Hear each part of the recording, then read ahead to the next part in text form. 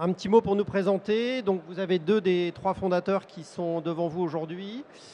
Notre background, c'est 20 ans d'expérience dans le monde de la cyber. On avait accompagné un contrat de défense entre les Émirats arabes unis et la France il y a 20 ans, dans la vente des Mirage 2000.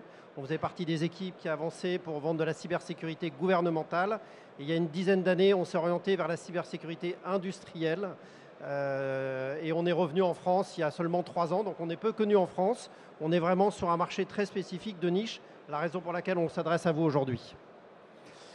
Bon, on a des bureaux en France, au Moyen-Orient, en Asie et au Canada. On passe. Et je laisse ce beau schéma expliqué par Laurent qui l'a fait et je lui laisse la propriété. Bon, donc là, l'idée, c'est vraiment de faire une vision très simple de ce que c'est la segmentation des réseaux. Donc pour prendre une image schématique, si on prend l'image du château fort, il y a deux grands types de segmentation. On va avoir la segmentation périmétrique, donc la protection des attaques extérieures vers l'intérieur, ça va être les douves. Et on va avoir la protection intérieure qui va être beaucoup plus sur la partie micro-segmentation et qu'on appelle Est-Ouest en interne. Ça peut être par exemple les gardes ou les portes intérieures du château. Alors nous, on est spécifiquement sur la périphérique, hein, donc l'attaque du nord externe vers le sud interne. Et la valeur sécuritaire de ça, ça va être de protéger des réseaux extrêmement critiques, donc parmi les plus critiques. Alors soit des industries elles-mêmes critiques, soit des zones critiques, des industries moins critiques, et des protégés de menaces externes. Pour prendre juste un exemple pour parler, ça va être si on veut isoler une zone OT industrielle d'une partie IT qui peut être attaquée et garantir qu'aucune attaque ne peut franchir, on va utiliser ce type de solution de segmentation réseau physique. Alors aujourd'hui, 99%, peut-être 100% de la segmentation des réseaux se fait à partir de pare-feu ou de firewall. Nous, on est complémentaires, c'est-à-dire qu'on va apporter une couche de sécurité supérieure parce qu'aujourd'hui, les pare-feux, le firewall, il y a une partie logicielle, il y a de la configuration. Les firewalls de certains pays ont des backdoors également, donc ça ne peut pas assurer pour les entités critiques, très critiques et gouvernementales, une sécurité à 100%. Et il y a d'ailleurs un site qui est connu, qui est public, hein, qui s'appelle cve.org, Common Vulnerability Exposure, qui va vous lister par marque et toutes les vulnérabilités que vous pouvez retrouver. Donc nous, on va venir compléter ce dispositif. Aujourd'hui, il y a 3 manières de faire de la segmentation des réseaux. C'est assez schématique, mais c'est pour résumer. Il y a la partie air-gap. Air-gap, ça veut dire qu'il n'y a aucune connexion physique entre les deux réseaux. Et ce sont des personnes, des équipes qui ont des clés USB, des CD-ROM, et qui vont basculer des données manuellement d'un point A à un point B. C'est ce qui s'est passé, on en a parlé dans la présentation précédente avec Stutnext. C'était exactement air-gap, manuellement, et donc ils ont pu injecter un virus. Aujourd'hui, le air-gap est de moins en moins possible, parce que d'une part, ce n'est pas du temps réel, il y a la fiabilité de la personne qui va le faire, et dans un monde d'industrie 4.0 de digitalisation, c'est très dur de contenir le air-gap. Et en plus, il y a des enjeux de sécurité physique sur les personnes. Exactement. La deuxième partie, on en a parlé, c'est la partie pare-feu firewall. Je ne vais pas revenir dessus, mais effectivement, ça couvre une grande partie du marché. Il faut des firewalls, mais sur une partie de votre réseau, il est peut-être nécessaire d'avoir des solutions plus sécurisées.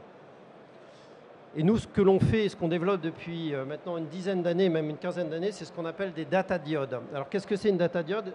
On a ramené celle de notre partenaire qui est sur le stand Alentis ici.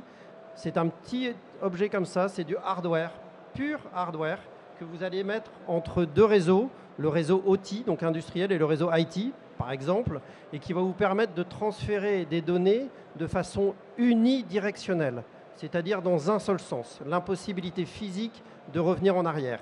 La data diode se met au niveau physique de votre réseau, c'est vraiment une fibre optique avec un émetteur, un receveur.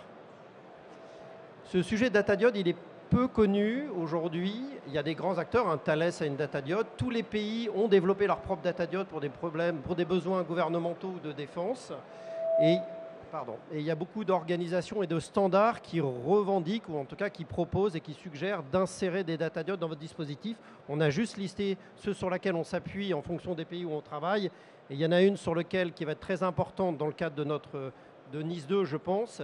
C'est l'IEC 62443 qui est le seul standard aujourd'hui qui couvre la partie OT, donc industrielle. C'est un peu le pendant de l'ISO 27000, mais pour la partie industrielle. cette norme, elle n'est pas parfaite, mais elle donne bien une classification de l'information et toutes les solutions qu'on peut proposer. Et nous pensons que la NIS 2, dans tous les pays, les organismes comme l'ANSSI ou dans les autres pays vont s'appuyer sur ce standard IEC 62443 pour mettre en place effectivement de façon très opérationnelle la NIS 2. Alors nos sujets aujourd'hui, nous on couvre 3 gros secteurs, hein, vous l'avez compris, industrie. Donc on travaille uniquement avec les industries critiques, OIV, OSE aujourd'hui, ce qu'ils vont appeler dans le cadre de NIS 2, c'est EIE. EIE, exactement, on va changer d'acronyme. On travaille beaucoup avec les gouvernements, donc tout ce qui va être défense, l'immigration, les douanes. On a une offre également cloud. Vous savez qu'il y a le Segnum Cloud qui se met en place. Et dans les parties vraiment critiques, votre dernière, la sauvegarde immuable, certains fournisseurs de cloud, notamment américains, proposent de mettre des diodes aujourd'hui pour garantir la dernière sauvegarde qui serait immuable. Alors les applications, on en a parlé un petit peu rapidement, mais on se retrouve effectivement dans les sujets d'interception, dans les sujets de secret, des informations de défense secret, tout ce qui est CCTV également, les caméras. On a vu le cas en Ukraine, la capacité à distance de prendre la main sur les caméras pour les orienter différemment. Aujourd'hui, on a des applications où des fournisseurs de caméras nous demandent de mettre des diodes pour qu'on soit sûr qu'il n'y ait personne qui puisse aller chercher déjà la vidéo et bouger les caméras à distance. Et on a des applications très industrielles pour le transfert des données OT, IT. Et aujourd'hui, on a une capacité, mais Laurent en parlera, de couvrir beaucoup de protocoles industriels. C'est vraiment l'enjeu aujourd'hui de l'usage de la data diode. Ça supporte un seul protocole. Donc dans les environnements industriels, vous avez des SCADA, des historians, des bases de données. Il faut des guichets. Et ce qu'on va expliquer juste après. C'est d'ailleurs un point recommandé par plusieurs acteurs qu'on appelle MES, hein, les Manufacturing Execution System. Très publiquement, ils annoncent qu'effectivement, il est important d'avoir des segmentations réseau et des discussions one-way, unidirectionnelles, entre le système MES implémenté dans l'industrie critique et le monde extérieur. Alors concrètement, dans la NIS 2, il y a une partie de la NIS 2 qui va être le préambule 89 dans lequel vous allez retrouver le terme segmentation des réseaux. C'est exactement le sujet dont on parle là maintenant. NIS 2, ça va être assez important à déployer. Il y a une partie segmentation des réseaux. Dans la partie segmentation des réseaux, il va y avoir ce standard ou cette norme IEC qui va pouvoir être pris en main aussi par les industriels. Et c'est ce sur quoi on va s'appliquer. Donc dans le cadre de NIS 2 finalement et de cette implémentation, donc NIS 2 est assez générique. Nous, on donne généralement deux grands conseils.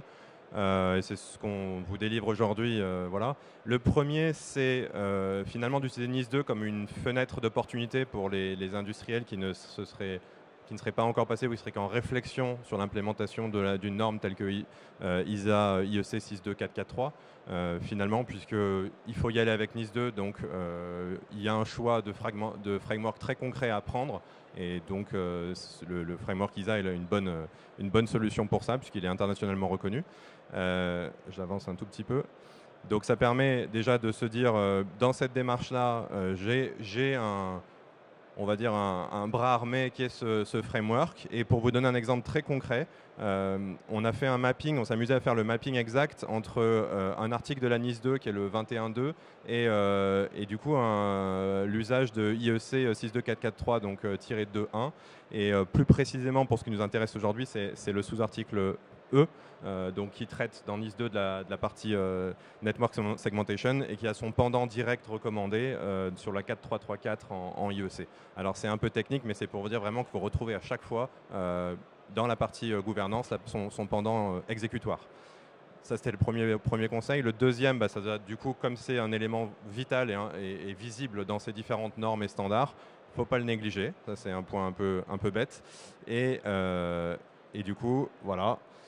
Si on prend maintenant, donc en partant de la NIS 2, qui est finalement assez abstraite sur les recommandations qu'elle donne, si on l'implémente en IEC 62443, on s'aperçoit que pour la partie Security Level 4, donc niveau le plus élevé, on va avoir tout ce qui va être la Physical Network Segmentation, qui va permettre d'avoir une réponse valide avec les data diodes hardware. Et c'est a priori la seule solution, on va dire non débattable, parce qu'il existe aussi des solutions dont on ne va pas parler aujourd'hui qui peuvent se placer dans ce domaine-là, mais en tout cas c'est la seule solution absolue qui est capable de répondre à cette thématique-là et qui globalement va être capable de couvrir 100% des normes de sécurité requises. Alors, cela étant, il faut faire attention parce que sur le marché, il y a quand même pas mal d'acteurs de data diodes et en tout cas qui proclament être des data diodes et toutes les data diodes ne se valent pas. Donc, nous, on insiste sur un point, c'est qu'on parle de data diode optique. Donc, vraiment, ça va être sur une garantie optique que la communication est unidirectionnelle, qu'elle ne peut pas passer dans notre sens. Alors ça, si vous êtes capable d'aller plus vite que la lumière, mais ça, on pourrait en reparler. Mais sinon, effectivement, vous avez une garantie physique, et ce qui n'est pas le cas de tous les autres types de connectiques.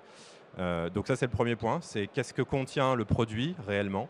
Le deuxième point, ça va être les certifications. Alors en France, le plus haut niveau, c'est la qualification ANSI. Donc ce dont on vous parle, c'est qualifié ANSI. Il y a d'autres normes également, notamment la Common Criteria EL7+, il n'y a que très peu de produits dans le monde qui l'ont également.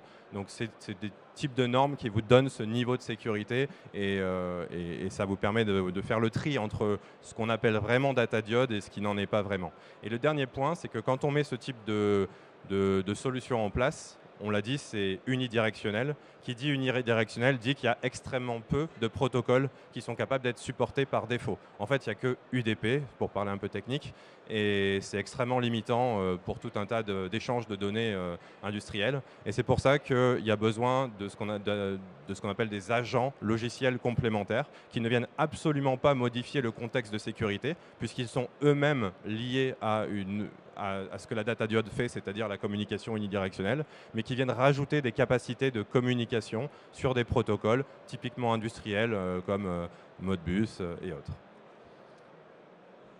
Donc je passe parce que j'ai évoqué justement les challenges de data diode, c'est ce que je venais d'évoquer. Pour revenir rapidement donc, sur la IEC 62443, c'est une norme qui va mettre en avant deux types de choses, ce qu'on appelle les zones et les conduits. Alors vous l'avez compris, je pense, nous on s'occupe principalement de la partie conduit, c'est-à-dire le lien entre par exemple l'IT et l'OT. Et pour vous montrer un exemple, et je conclurai là-dessus, pour vous montrer un exemple d'une architecture industrielle. Donc on va mettre ce type de data diode avec des agents logiciels au nord et au sud pour séparer complètement la partie OT de la partie IT. Et de la même façon, il y a un enjeu de séparer au sein de l'OT, de séparer la partie safety de non-safety. Et donc, du coup, vous allez avoir, bien sûr, aucune possibilité d'attaque, même pour un attaquant qui serait rentré dans la partie OT, vous n'aurez aucune possibilité d'attaque sur la partie safety, c'est-à-dire la garantie que la sécurité humaine, notamment, est bien maintenue en toutes circonstances. Voilà, donc ce qu'on a essayé de vous dire, c'est de faire attention à la segmentation des réseaux, ça c'est un premier point, de choisir bien sûr les zones de votre industrie où celle-ci est importante et quels sont les éléments à mettre en œuvre dans les zones les plus critiques. Et puis, si vous faites le choix d'une data diode, de bien faire attention au type de data diode et aux certifications. Et en l'occurrence, en France, qualification ANSI, c'est vraiment ça le critère unique. Et il n'y a qu'une seule diode qui est qualifiée ANSI pour l'instant, d'autres l'ont été.